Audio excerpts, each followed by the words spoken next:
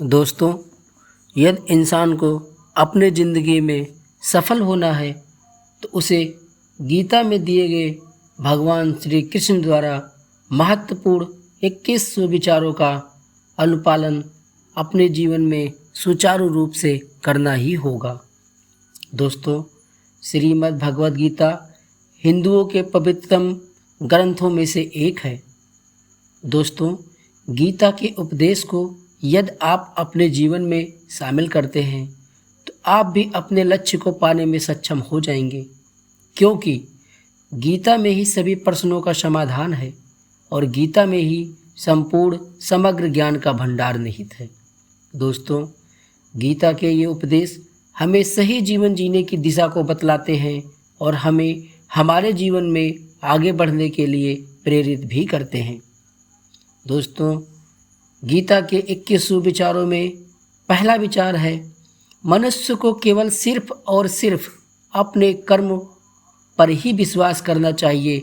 कर्म श्रेष्ठ होगा तो फल भी वैसा ही प्राप्त होगा।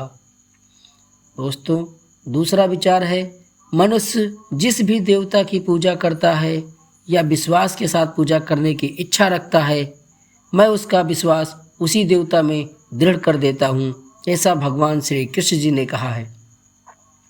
दोस्तों, तीसरा विचार है, ये सृष्टि कर्म क्षेत्र है।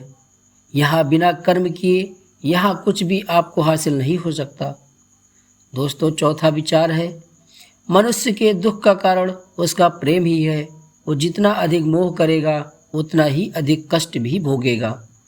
दोस्तों, पांचवा विचार है, ईश्वर ही भूत वर्तमान और भविष्य के सभी प्राणियों को जानता हूँ, किंतु वास्तविकता में उस परमात्मा को कोई नहीं जानता।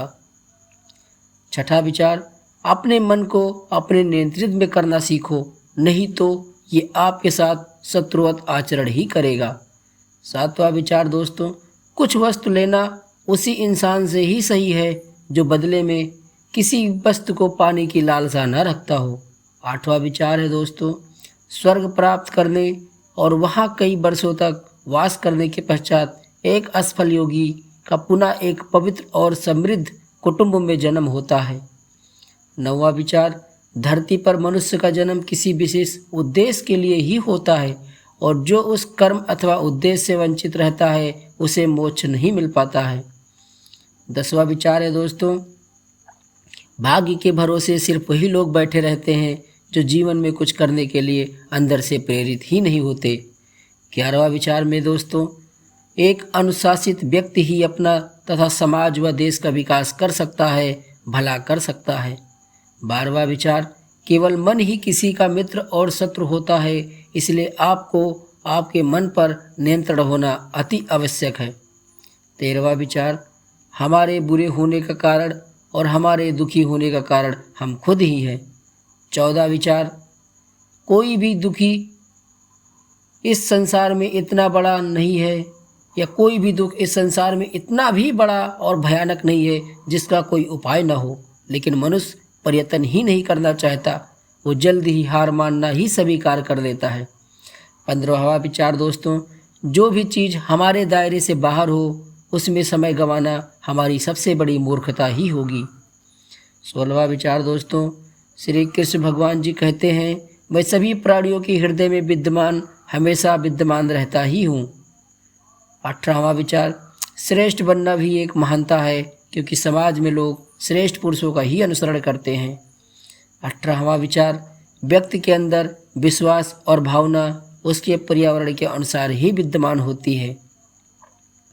19वां विचार, मुक्ति का मुख्य द्वार केवल भगवत भक्ति ही है, जिसे सभी मनुष्यों को स्वीकार कर लेना चाहिए।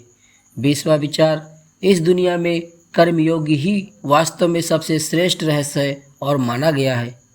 आखिरी और 21वां विचार, अपने बुद्धि का प्रयोग हमेशा समाज के कल्याण के लिए निस्वार्थ भाव से ही करना चाहिए। जय श्री कृष्ण, जय श्री नारायण। दोस्तों, फिर मिलते हैं अगले वीडियो में एक नए रहस्य, एक नई कहानी के साथ।